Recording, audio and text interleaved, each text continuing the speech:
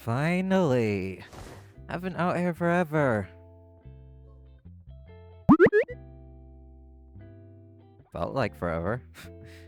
Anyways, how come you're dressed like that? What do you mean? We were supposed to go out to that art exhibit tonight. I dressed for it and everything. Look at me. Oh, you forgot. Um, it looks like you forgot. Sure. You know you can just not lie to the vampire who can hear your heartbeat, yeah?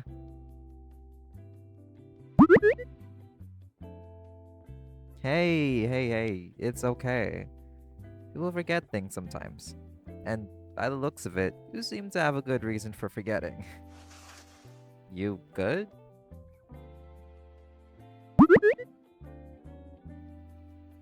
Well, I'm not the one who answered the door with baggy eyes and a blanket on my back. Plus, you look like you were run over by a train, so I feel like I should ask.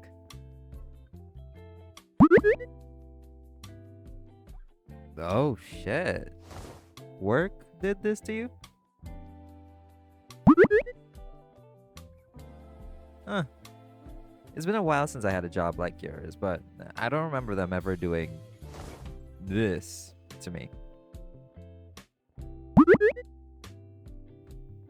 Nah, you look like proper shit. Like, I'm not even joking. I can see you need to rest. Uh, me? I guess I could go by myself, but I've seen the exhibit before, so I'm not really that interested in it. You wanted to go, hence why I was going again. Gods forbid that a person want to spend time with you, I guess. On a real though, I don't know. I kind of just cleared out my schedule to make tonight happen. Hey, don't do that. It's like, fine if you need to rest. We don't have to go to the art exhibit, and if you really want to make it up to me, well, I could crash here while you sleep.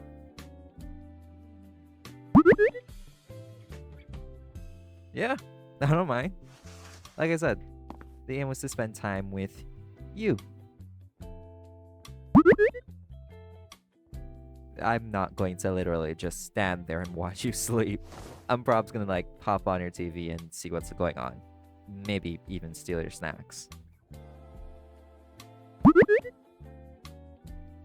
Yeah, but you do technically owe me because the entrance to that exhibit was not cheap.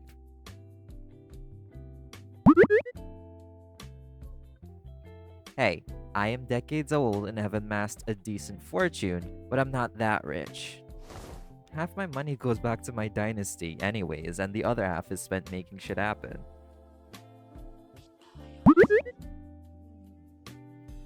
Oh, I would never.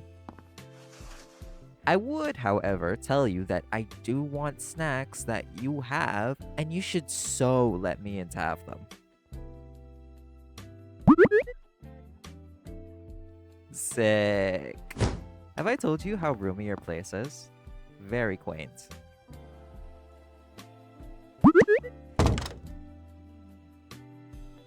I mean it. I like opulent design, but it's also nice to have a simple space. Alright. I'll head to the kitchen and grab my snacks. Sleep well or whatever.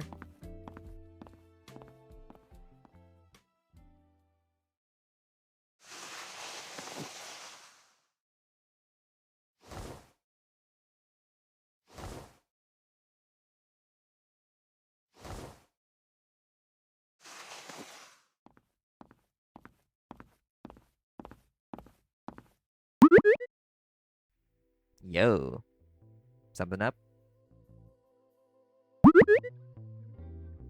Bummer. Hey, you live as long as I do, and you realize that generational vocabulary is a totally whack, my broski, and you can say whatever the tubular fuck you want.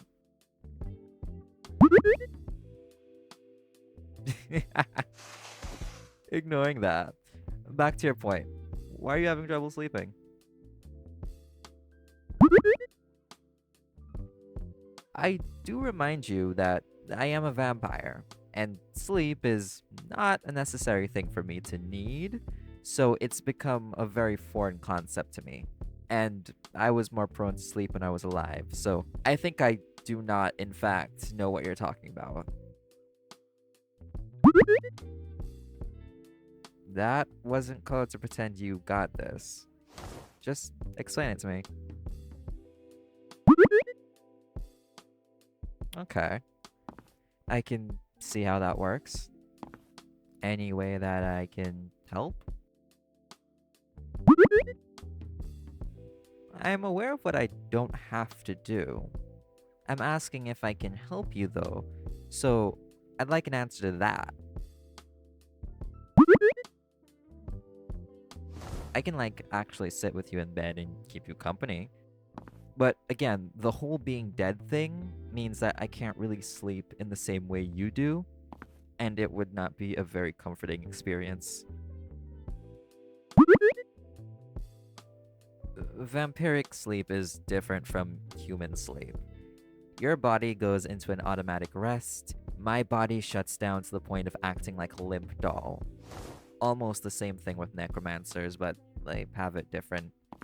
But the point is, asking a vampire to sleep and expecting something fun and comfortable is gonna leave you pretty disappointed. It's like I said, I can keep you company. I can lay next to you and just be there, you know? No, I don't mind at all. As long as you're cool with it, I am. Sick. Off to the bed then.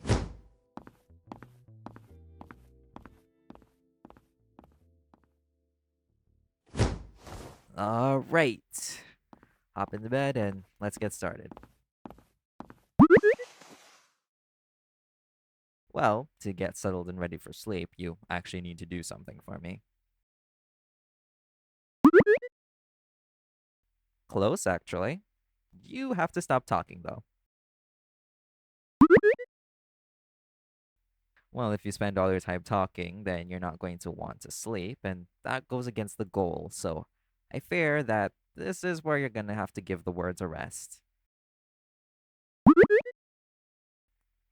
Putting you in a trance could work if you want to wake up with a killer headache. Oh, nah. I've done it with other people, and they complained about a small persistent headache when they snapped out of it.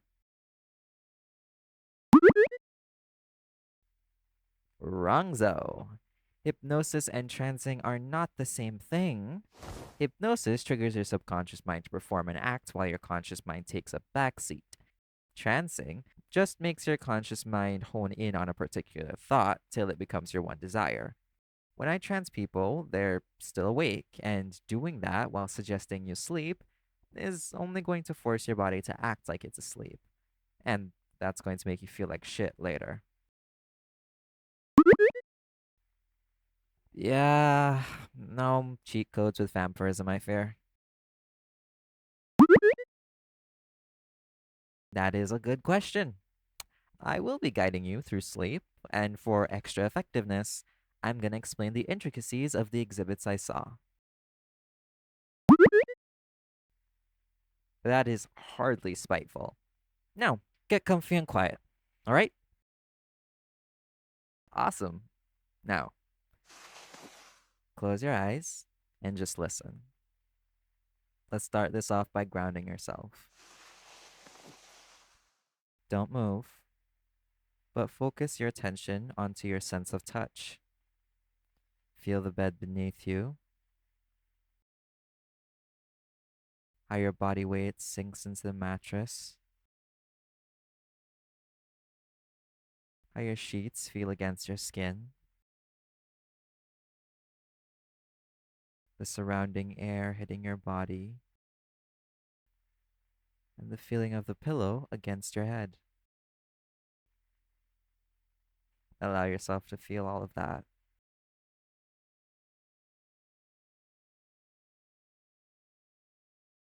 When you feel settled, switch your attention to your breathing. To begin, breathe in and then out. Feel the air as it enters and leaves your body. Feel the movement of your lungs and the rhythm it has. Now, try to follow that. Breathe in for 5 seconds and then exhale for 5 seconds.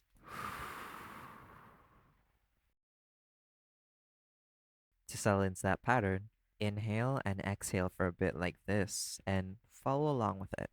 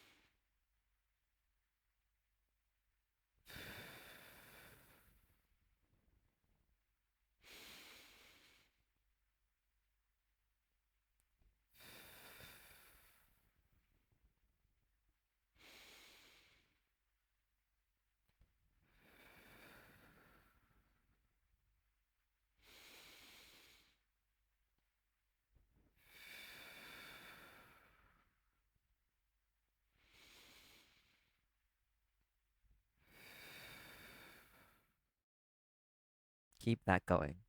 Now, on to the main event. So, the exhibit we were going to attend was actually a showing of Alphonse Mucha's work, which is honestly most well known for its association with the Art Nouveau period due to its similarities with the movement. During that period, curves, dynamic silhouettes, ornate elements, and a sense of cleanliness was the aesthetic that was progressing with the hyper industrialization that was taking place from the 1800s to the 1900s. Most of Al's work can seem like it's just pretty white girls, and it low key is. But the presentation of it is really what makes his work good. You see, a lot of people were very focused on the idea of fleshing out form with realistic shading, much like classical Renaissance masters and Greek sculptors would have been by playing with light on the human form. But Mucha's most iconic work seemed to be devoid of that. It instead focused on the clean shape and silhouette of figures, amplifying them through solid shapes, blocking them out with clean, bold lines, and laying down flat colors in a way that portrayed simplicity and elegance, with a minimalist look that honestly kind of mirrors the opulence of the Rococo era that emerged primarily from France pre-revolution, after the Baroque movement, much like the Art Nouveau led to Art Deco. Back on track though. Alphonse seems to carry a lot of inspiration from the Rococo and Romantic era, which is what took people by surprise. A lot of the art before was focused heavily on realism, which was completely thrown out the window by his fairy tale like illustrative style. It broke free from the constraints of reality, allowing forms to stretch and curve with amazing proportions and then pop, with the inclusion of dreamlike color palettes that transport viewers of the time to other worlds where the subject of Mucha's work did not seem to be burdened by the things that haunted people of the time. A lot of Mucha's work feels freeing to look at while still bound by the shapes that we recognize and laying out the ideas that would later be seen in more impressionistic art. I think his strong points are honestly in the texture and patterning of his art. In his most iconic pieces, his style shows very little definition of form through light, but the way he painted them rendered so softly that it would feel like you were looking at impossibly smooth skin. That and his usage of patterns in his work lent itself to the ornamentary feel of the Art Nouveau movement. Each piece looked simple enough at first glance from afar, but upon further inspection, one could see exactly how much detail had been poured into the patterns of his work, as shapes and lines constructed themselves into beautiful compositions that framed his subjects in a manner that, honestly, mirrored the majesty of ancient Greek statues. That's not to say that Alphonse wasn't dynamic on his own, because he had built a visual identity that hit really big with everyone and allowed his subjects to really shine through in his work. It was so impressive that he got some bank with illustrative work in a number of different areas that not only showed his versatility, but his mastery of colors and composition. If you ask me, though, his lack of diversity in his subjects in his more popular work is honestly the most disappointing part of looking back at his portfolio. His other works varied in styles that were reminiscent of the previous era of realism and the more rolled back era of the Baroque movement. But his more popular work loses its flair when you realize that, for all his strengths, he shows a somewhat lack of ability to portray subjects with variety to them. They're almost always fair skinned and thin, with hardly a blemish to them, which explains his popularity of the time, but also handicaps him in my eyes because he clearly had more potential to do other interesting things, but never got to go much farther than that. He not only showed a sense of uniformity, but it gave him a capitalistic sense of identity in the way that his more popular work had clear technique and composition, but lacked truer substance more than surface level beauty and secondary craftsmanship. It's low-key kind of ironic in the same sense that a man who was a part of a movement that stood out from its predecessors so much eventually became a popular ornament in history that could be mass-produced and sold with ease. Again, ironic, but not surprising considering the range of where one could find his work and the nature of capitalism. Oh, oh, you're resting. I guess I didn't realize I was chatting so much. I was about to talk about the specific pieces I liked, but that can wait for next time. Rest well and have a good night.